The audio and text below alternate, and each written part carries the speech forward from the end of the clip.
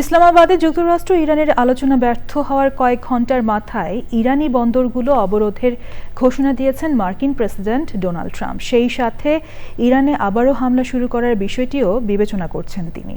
অন্যদিকে ইরান বলছে নৌ অবরোধের চেষ্টা করলে যুক্তরাষ্ট্রের ব্যর্থতা নিশ্চিত।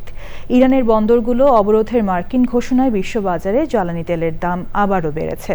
আমিনা রহমান সুপ্তির রিপোর্ট। কোনো সমঝোতা ছাড়াই পাকিস্তানে আলোচনা ব্যর্থ হওয়ার পর ইরানের নৌবন্দরগুলো অবরোধের ঘোষণা দিয়ে মার্কিন প্রেসিডেন্ট ডোনাল্ড ট্রাম্প বলেছেন, বেআইনিভাবে টোল দিয়ে যারা হরমুজ প্রণালী পারাপারের চেষ্টা করবে তাদেরকেও গভীর সমুদ্রে যাতায়াতের সুযোগ দেয়া হবে না।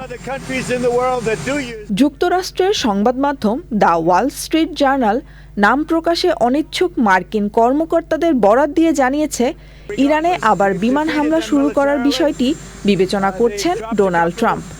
এর আগে ট্রুথ সোশ্যালে এক পোস্টে ট্রাম্প বলেছেন, উপযুক্ত সময়ে ইরানকে শেষ করে দেবে মার্কিন বাহিনী।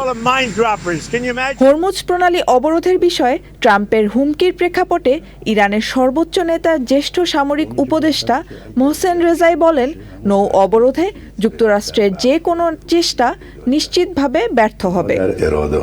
ইরানি পার্লামেন্টের ডেপুটি স্পিকার হাজি বাবেইর বরাত দিয়ে মেহের নিউজ জানিয়েছে, হরমুজ প্রণালী পুরোপুরি ইরানের নিয়ন্ত্রণে আছে। এই জলপথ দিয়ে জাহাজ চলাচলের জন্য অবশ্যই ইরানি মুদ্রা রিয়েলে টোল দিতে হবে। ইরানের Islamic Revolutionary Guard Corps IRGC বলেছে, হরমুজ প্রণালী দিয়ে আসা যে কোনো সামরিক জাহাজের বিরুদ্ধে কঠোর ব্যবস্থা নেওয়া হবে। ইরানি বন্দর অবরোধে মার্কিন ঘোষণার পর সোমবার লেনদেনের শুরুতেই বিশ্ববাজারে জ্বালানি তেলের ঊর্ধ্বমুখী প্রবণতা দেখা গেছে। যুক্তরাষ্ট্রের বাজারে অপরিশোধিত তেলের দাম 8% বেড়ে প্রতি ব্যারেল দাঁড়ায় $104। Amina Rahman Supti, channel I.